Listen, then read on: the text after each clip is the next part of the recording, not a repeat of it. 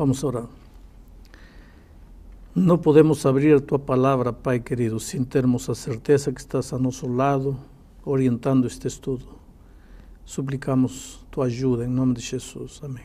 Amém. Vamos a falar neste estudo sobre a lei, o papel da lei, a função da lei. Tem muito cristão sincero que não compreende para que serve a lei. A lei não serve para salvar, a lei não salva. Ninguém vai se salvar por guardar a lei. E se alguém está guardando a lei querendo salvar-se, está completamente equivocado. Esse não é o caminho da salvação. A salvação é unicamente pela graça maravilhosa de Cristo. Vamos a Éxodo capítulo 20, onde está registrada a lei de Deus, os 10 eternos princípios da lei de Deus. Diz assim: Então falou Deus todas estas palavras: Eu sou o Senhor teu Deus, que te tirei da terra do Egito, da casa da servidão. Interessante como Deus começa a apresentar a lei. Diz: Eu sou teu Deus, que te tirei da casa do Egito, da casa da servidão. Em outras palavras, eu sou o Deus que te salvei. Eu te resgatei. Eu te livrei, eu te remi. Agora, porque eu te libertei, porque eu te resgatei, porque eu te salvei, agora que você já está salvo, que você já está livre, que você já está remido, agora, escuta o que vou te dizer, para que você seja feliz vivendo a experiência da salvação. E aí, então, vem os mandamentos. Não terás outros deuses, etc, etc, etc, etc. Inclusive o quarto mandamento, que é o mandamento do sábado, que é um mandamento questionado, porque muitos cristãos aceitam todos os mandamentos, menos o sábado, porque o sábado não, o sábado já mudou, agora é domingo, porque Cristo ressuscitou no domingo. E, no entanto, quando nós vamos aqui a Tiago, capítulo 2, versículo 11, o versículo 10, diz assim: Pois qualquer que guarda toda a lei, mas tropeça em um só ponto, se torna culpado de todos. Quer dizer, se eu guardo 9 e tropeço num ponto, já transgredi toda a lei de Deus. E outra coisa, São João, em 1 João 4,3, diz: o pecado é a transgressão da lei. Eu sempre digo, se já não existe lei, então já não existe pecado. E se já não existe pecado, então de que Deus vai nos perdoar? Um último pensamento antes de dar lugar a perguntas de parte de vocês. Em Salmo 111, versículos 7 e 8, encontramos o seguinte: As obras das suas mãos são verdade e justiça. Fiéis todos os seus preceitos. Está falando da lei de Deus, dos mandamentos de Deus, dos princípios de Deus, dos preceitos de Deus. E o versículo 8 diz: Estáveis são eles para todo o sempre. Quer dizer, a lei de Deus, os princípios da lei de Deus, são estáveis para todo o sempre. Se eles vêm de um Deus eterno, logicamente que os mandamentos de Deus são eternos, não tem fim. Tem muito cristão que diz: sim, mas Cristo já cumpriu a lei, já não é mais preciso guardar a lei de Deus. E, no entanto, Jesus, aqui em Mateus capítulo 5, versículo 17, Mateus 5, 17, diz: Não penseis que vim revogar a lei. Não vim para revogar, vim para cumprir. Então, essa ideia de que Cristo revogou a lei, anulou a lei, não é coerente com o que a palavra de Deus diz. Perguntas? Pastor, veja bem, o senhor começou a sua explicação afirmando categoricamente que a lei não salva, né? O senhor disse que nós somos salvos pela maravilhosa graça de Cristo. Se a lei não salva, para que lei? Porque Veja bem, eu sei o que é certo e o que é errado. Na tendência humana a gente sabe naturalmente o que é correto e errado. Sou salva pela maravilhosa graça de Cristo. Vou deixar que São Paulo te responda. Escrevendo aos Romanos no capítulo 7, versículo 7, Paulo diz: que diremos, pois? É a lei pecado? De modo nenhum. Mas eu não teria conhecimento do pecado, senão por intermédio da lei. Pois não teria eu conhecido a cobiça, se a lei não dissera, não cobiçarás. Quer dizer, a lei não é para salvar, a lei é para mostrar-te qual é o caminho certo. Como você vai saber que está vivendo em pecado? Para se arrepender, para confessar, para receber o perdão. Quando você percebe que está errado. E como? É a lei que vai te mostrar. Se você está cobiçando, é pecado, porque a lei diz, não cobiçarás. Aqui Tiago tem uma ilustração mais que quero ler para você. O capítulo 2 de Tiago, capítulo 1, diz assim: tornai-vos praticantes, versículo 22, tornai-vos praticantes da palavra e não somente ouvintes, enganando-vos a vós mesmos. Porque se alguém é ouvinte da palavra e não praticante, assemelha-se ao homem que contempla num espelho o seu rosto natural. Pois assim mesmo se contempla e se retira para logo se esquece de como era a sua aparência. Mas aquele que considera atentamente na lei perfeita, lei da liberdade, e nela persevera, não sendo ouvinte negligente, mas operoso praticante, esse será bem-aventurado no que realizar. O que está dizendo Tiago? Que a lei é um espelho. Um espelho. Um espelho só serve para te mostrar, olha, Elmar, olha, teu rosto está manchado. Agora, Elmar seria louco se pega o espelho e vai querer se lavar o rosto com o espelho. O espelho não serve para lavar. A água lava. O sangue de Cristo, a graça de Cristo é a água que lava, que limpa o pecado. O espelho só serve para mostrar, não serve para limpar. Pastor, mas veja bem, eu ainda preciso insistir um pouco mais, porque é o seguinte: tudo bem, o senhor está me convencendo de que a gente precisa ter uma lei, né, como base do nosso padrão, da nossa conduta. Mas veja bem, como é que uma lei que foi escrita no tempo de Moisés, mais de 3.000 anos, mais ou menos atrás, por aí, vai servir para mim hoje, que vivo no século XXI? Quer dizer, as coisas mudaram completamente, sabe? Os padrões de conduta mudaram completamente. Código de trânsito muda. Muito bem. Essas leis mudam, como é né? que eu vou me basear numa lei que foi feita para... Por isso eu li o texto de Salmo, onde Deus disse que seus preceitos são eternos. O que é eterno são os princípios. Vou explicar. A lei foi escrita por Deus em tábuas de pedra no Monte Sinai, a lei dos 10 mandamentos. Mas quando Caim matou Abel, estava transgredindo a lei, porque Deus se desagradou. Deus disse, olha, o que você fez?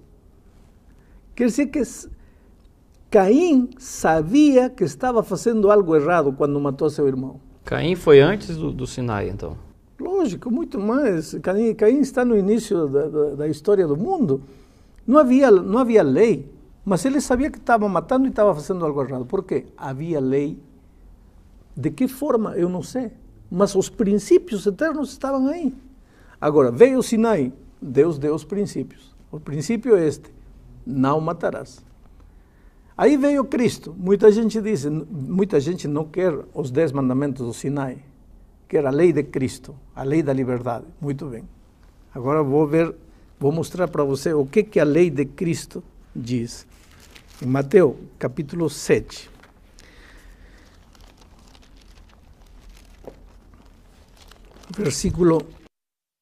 Mateus capítulo 5,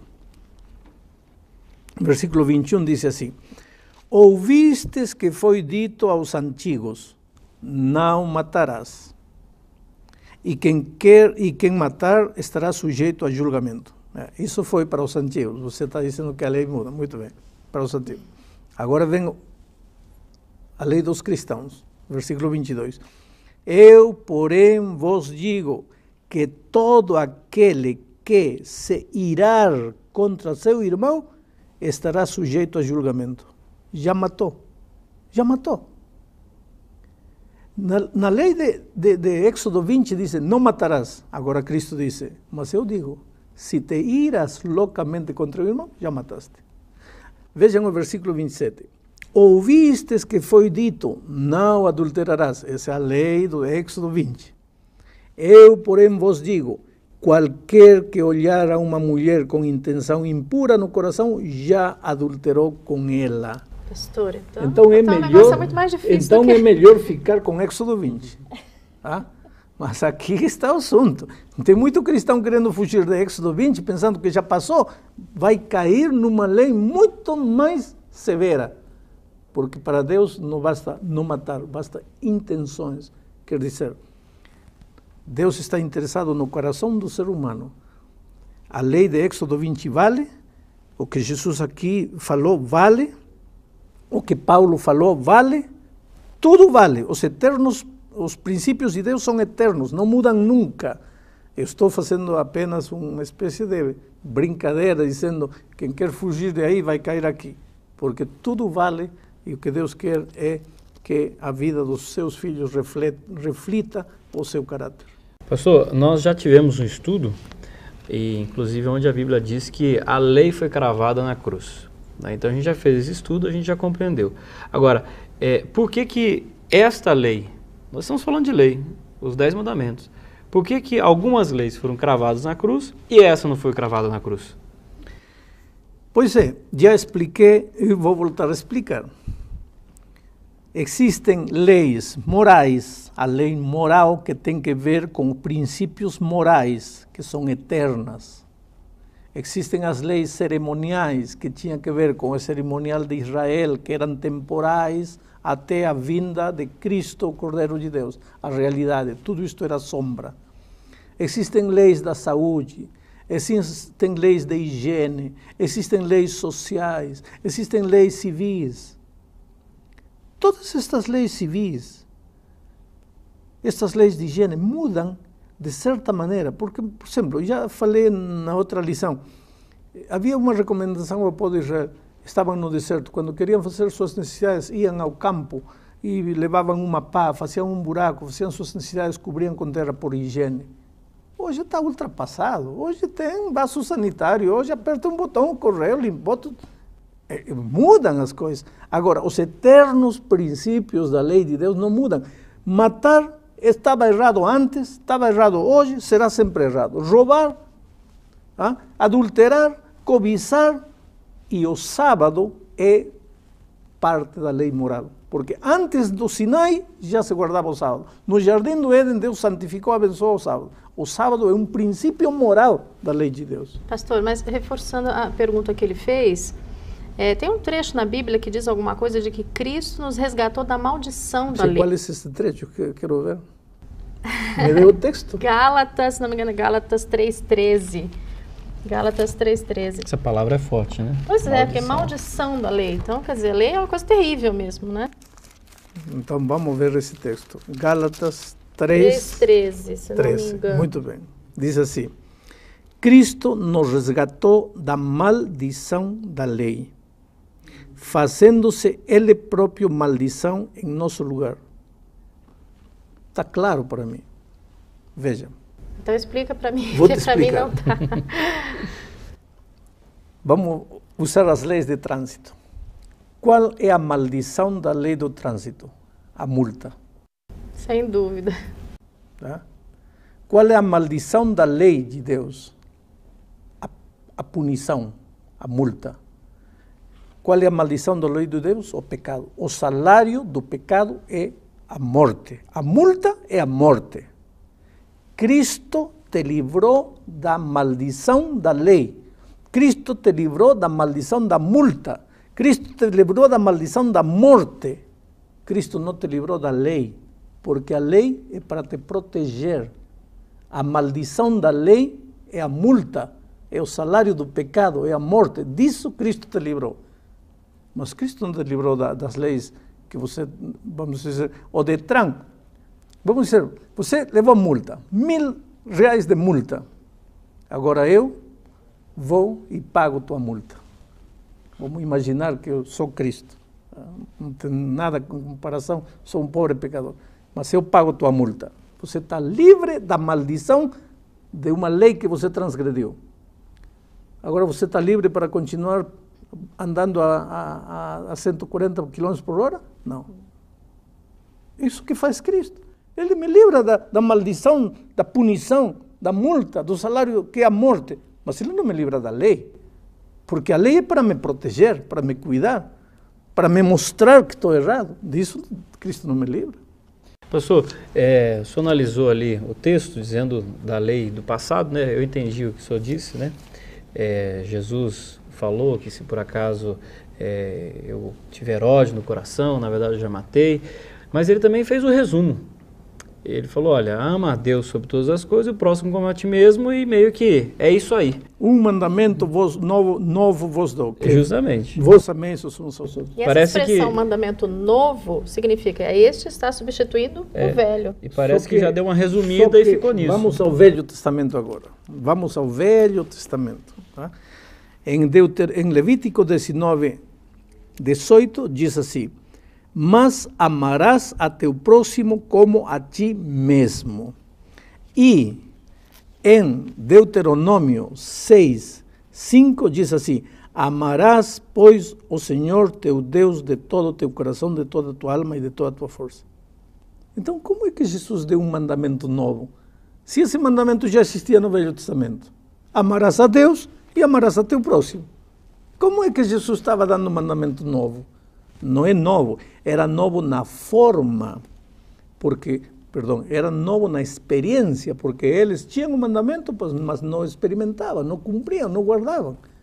Agora, Cristo quer dar um mandamento novo na experiência, está resumindo os 10 mandamentos nesses dois, porque em realidade, se você ama a Deus, não vai usar seu nome em vão, vai adorar unicamente a Deus, vai guardar o sábado, vai reconhecer Deus como o seu único Deus. Se você ama seu próximo, vai amar seu pai, não vai matar, não vai roubar.